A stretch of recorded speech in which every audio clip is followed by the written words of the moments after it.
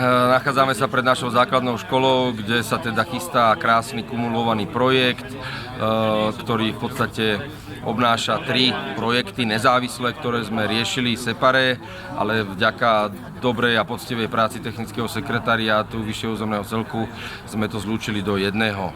Jedná sa o projekt podporený cez Radu partnerstva, výška NFP je 1,72 milióna s 8% spolufinancovaním.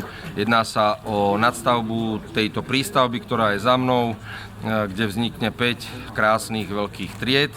Taktiež sa jedná o zateplenie starého telesa pôvodnej budovy základnej školy, teda zníženie energetickej náročnosti. A v neposlednom rade tu za základnou školou už v areáli ihriska je to vlastne multifunkčné ihrisko.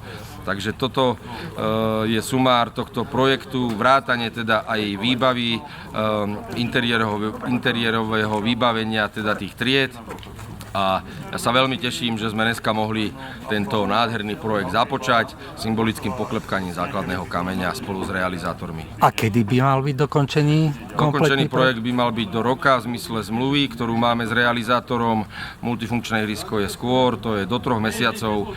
Takže keby nám šťastie prijalo, tak možno ešte v tomto roku by sme mohli vidieť už deti v nových triedách.